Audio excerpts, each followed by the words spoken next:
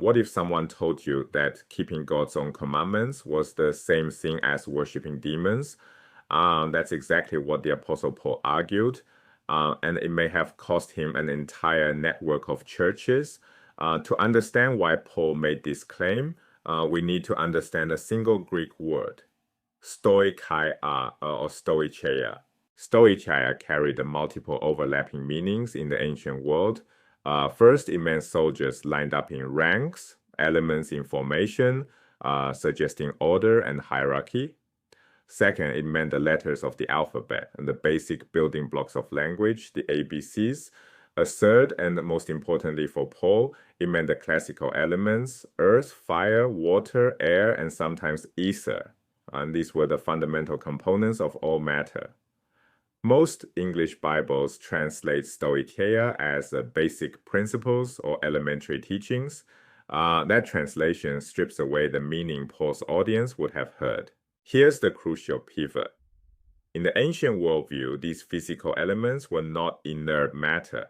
Many ancients, including many Jews, believed each layer of the cosmos was governed by spiritual beings, angels, demons, or divine forces. Picture the universe as a series of concentric shells rising from the earth to the divine realm. Each layer had a guardian spirit stationed at its boundary. A soul ascending to God after death had to pass through each layer, and each guardian demanded a secret password for passage.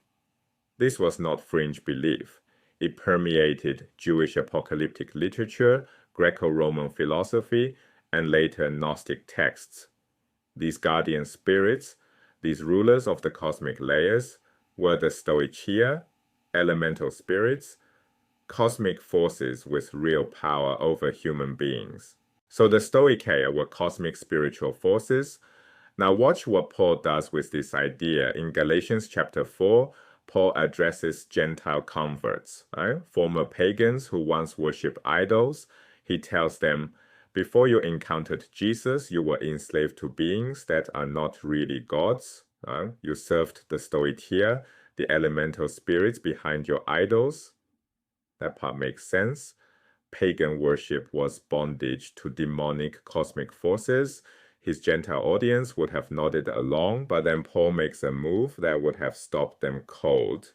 The Galatians now want to observe Jewish law, circumcision, dietary laws, Sabbaths, calendar observances.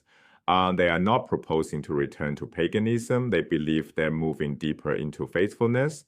But Paul says in Galatians 4, verses 8 through 9, how can you turn back again to the weak and beggarly Stoicheia? Read that again. He calls adopting the Jewish law a return to the same cosmic slavery they left behind. Pagan idol worship and Gentile Torah observance are, in Paul's framework, functionally identical, both forms of enslavement to the Stoicheia.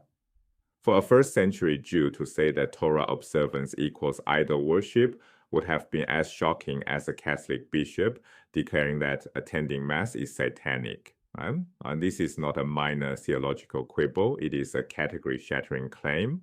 One critical clarification. Paul is not telling Jews to stop being Jewish. His argument targets Gentiles specifically, non-Jewish converts being pressured to adopt circumcision and the Torah observance. The question is whether Gentiles must become Jewish to be part of God's people. Paul says no and equates the attempt with the slavery they escaped. But Paul doesn't stop with cosmic spirits. He goes after the most foundational story in Jewish identity. Abraham had two sons, Ishmael, born to Hagar, the slave woman, Isaac, born to Sarah, the free woman. In traditional Jewish understanding, the mapping was straightforward. Ishmael's descendants became the Arabs, outsiders. Isaac's descendants became the Jews, God's chosen people, children of the free woman, heirs of the promise. This genealogy was foundational to Jewish identity. It answered the question, who belongs to God's family? The answer was clear. Sarah's children, Isaac's line, Israel. Every Jewish listener knew this story and knew exactly where they stood in it. They were the free ones. Paul takes this story and turns it inside out. An allegory, a story where characters and events represent something else. In Paul's version, Hagar, the slave woman, corresponds to Mount Sinai, where the law was given. She represents the present earthly Jerusalem. Her children are those under the law, enslaved.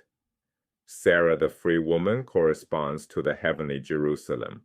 Her children are those who live by faith in Christ, free. Look at what just happened.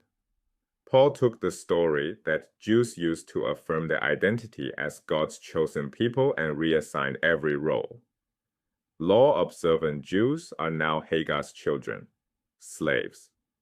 Gentile believers in Christ are Sarah's children, free. Then the punch.